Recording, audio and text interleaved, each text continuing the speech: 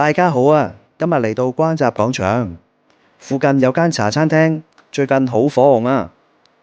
呢間茶餐廳喺澳門已經好多年歷史㗎啦。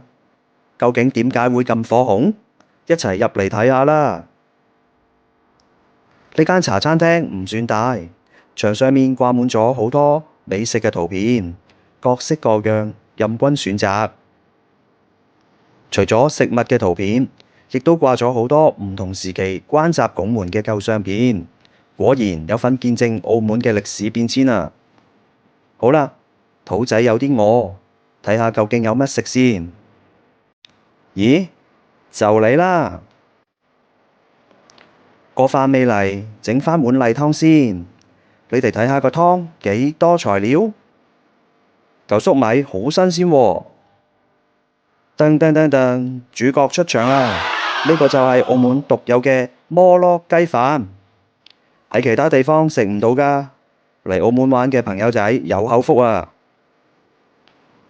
個飯底係用黃薑粉嚟炒，加上帶有少少咖喱味嘅獨特質地，同埋主角嘅炸雞髀，一啖雞一啖飯，霸道得嚟又不失溫柔，喺個口入邊充滿住戀愛嘅味道啊！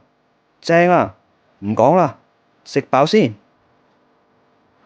真係好食到連汁都撈埋㗎。再嚟2杯凍檸孖寶，個肚仔就飽飽啦。食飽飽，我哋可以嚟到關閘廣場附近散下步。咦，夠鐘返工啦，下次再見，拜拜。